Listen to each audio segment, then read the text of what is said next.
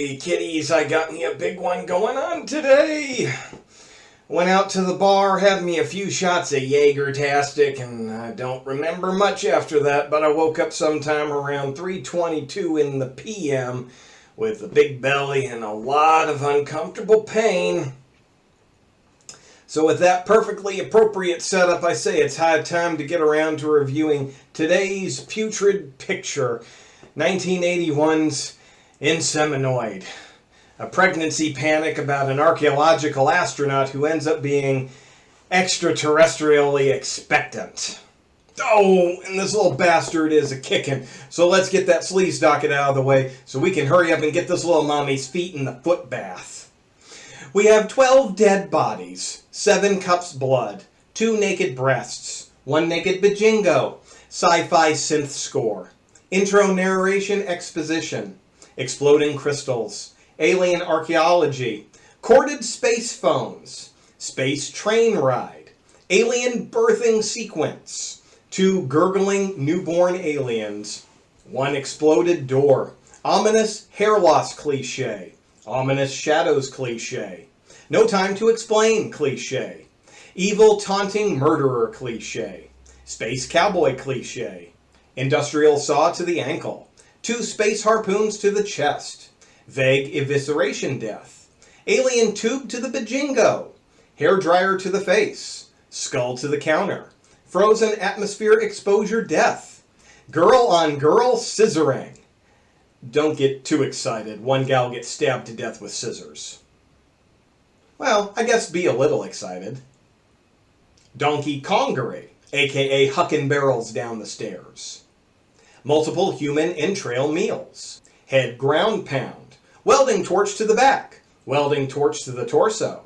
3 disembowelings, though 2 of them are off camera. Fire extinguisher macing. Knee chewing. 1 exploded leg. Electrical cord strangulation. Alien baby chewed neck. Space morning sickness. Space quake. I'd say earthquake, but we're not on Earth, so space quake. Space funeral. Punched prego. Prego belly kick. Prego belly stomp. Sabotage security cameras. Explosive sabotage station. And 1 future plagiarized scream.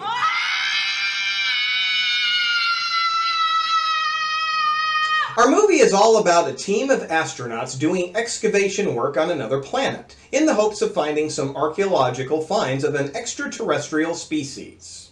We begin with a little narration. The leader of the expedition is filing a report saying that the team has discovered a tomb that may hold information as to what happened to the previous inhabitants of the planet. We also learn that it's a brisk 89 degrees below zero. For a while I was wondering if they were going to say Fahrenheit or Celsius, but honestly at that point it don't matter what letter is attached at the end. The human body will be dead in minutes. A pair of headlamp spacesuits break through a rocky wall and immediately split up. Always a good idea. One finds a pile of glittery crystals while the other finds some wall carvings. But he also finds a giant glowing thing in the wall that blows up in his face. The medical team races to the airlock as Ricky is brought inside, and we find out space doctors don't wear bras. I love the future! They pry Ricky's clenched hand open to find a pile of crystals. Skip ahead a little bit, and Ricky seems just fine. Well, that is until the crystals he was carrying start glowing, which causes him to wake up with some brand new face wounds he didn't have before. He's found suiting up and quite insistent that he be allowed to leave. The alarm sounds and Ricky takes off with several members of the team chasing him. He hops on board the kiddie coaster for as close of a high-speed chase sequence as we're going to see in this one.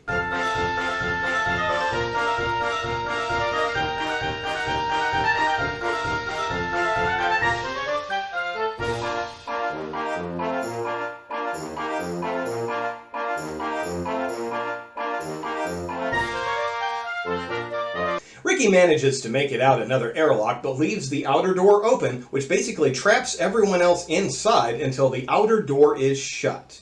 He runs into Gail, who's coming back from the dig site, and shoves her over.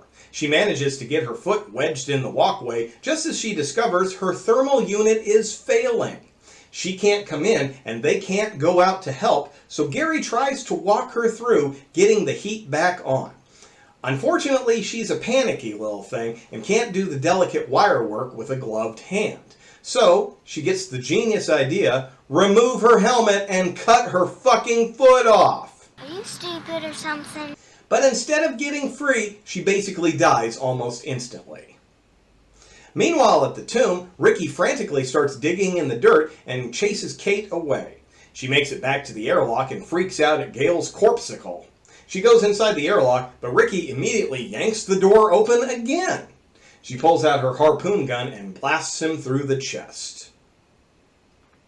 The team makes their best guess as to what made Ricky go nutso, and they assume that the crystals are connected to it. So Mitch and Sandy head back to the dig site to gather some more samples. We get some spooky shadows before the two are attacked by something.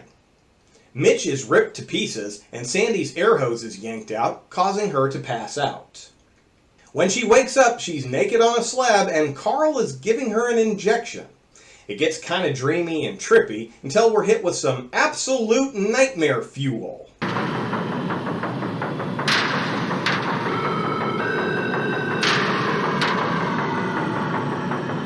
Helpless to do anything, Sandy is forced to watch as the alien inserts a long damn tube up her Ellen Ripley and fills her full of green slime and meatballs. Immediately, she's in the infirmary, screaming and unable to answer their questions. Ooh, was it a dream or not? I'll never tell. And from this point on, the movie basically becomes a slasher set on another planet as Sandy becomes the horror version of Crazy Prego Bitch. And if you've ever spent any serious time around a pregnant woman, you probably know what I mean. Mood swings,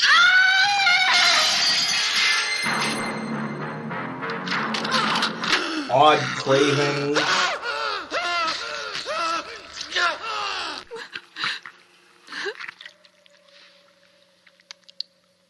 overly protective mama bear syndrome, sudden interest in power tools,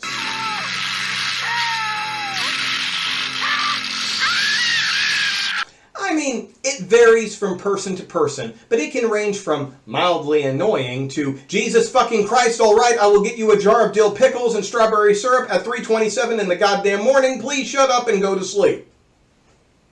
For the rest of the movie, Sandy kills off just about everyone else on the team, eats a few of them, and sabotages the station. The others try their best to fight back, but she's unusually strong. Kick the baby. Don't kick the baby. Kick the baby. Unfortunately, all this homicidal rage doesn't leave her time for her Lamaze classes, and when she reaches full term, she's stuck out in some dark cave without a doctor, a midwife, or even a doula, whatever the fuck that is. It's a divorced woman who knows about lady parts and cheers you on. And after some awful screaming and carrying on, she births two adorable, bouncing baby abominations. But even though she's expelled the gooey ghoulies, Sandy's still homicidal. Mark decides to steal the younglings for some reason. After taking the beastie bastards, Mark manages to strangle Sandy to death with some loose cables. Unfortunately, the little tykes aren't exactly helpless, especially when they're hungry. He comes back to find one chewing on Sharon's neck and gets taken out by the other.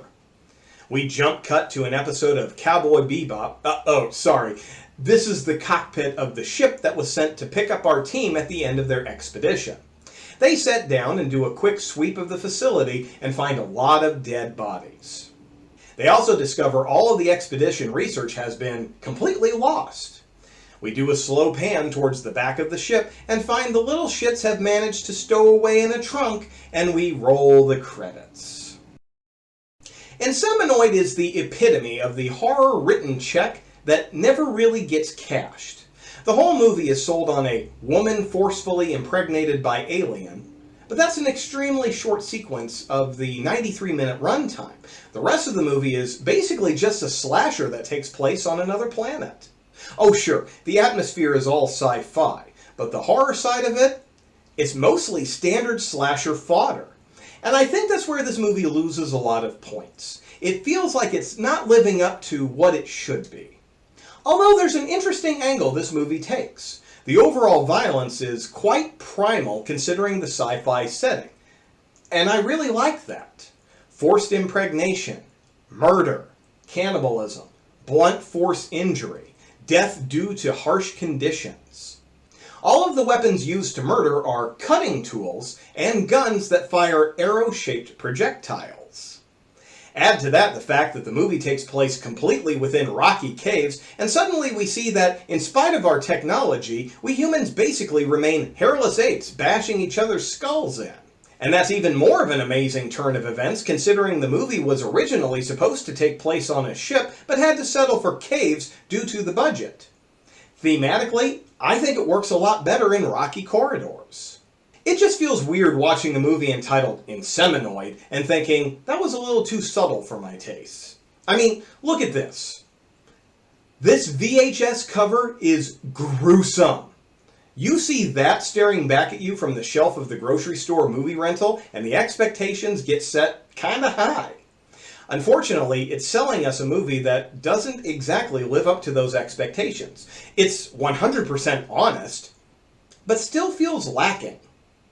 I think the original title, Horror Planet, and the alternate cover art might have set up more reasonable expectations. Yeah, it's a lot more generic and not nearly as memorable, but it feels like it's selling the movie we actually end up with. Because this one is basically Friday the 13th in space, with Pamela Voorhees killing everyone before her child can be harmed.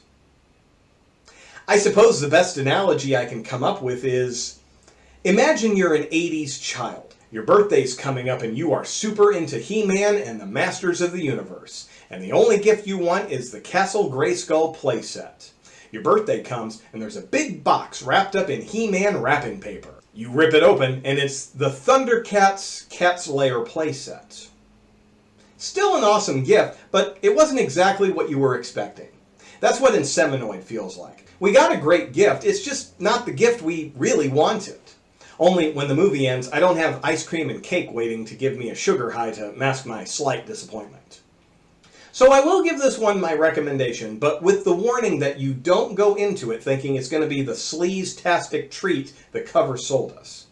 Honestly, it's my own fault for judging a book by its cover, and my punishment is feeling kinda meh over a movie that is actually a fairly decently made piece of trash. Oh man, kiddies, I think this baby is about to pop.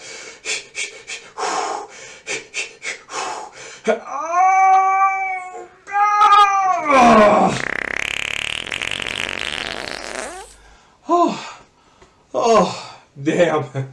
That is definitely the last time I have bar nachos. So until I greet you again for another nasty nightmare, this is your gassy good time gagster sugar pants. See you in your dreams.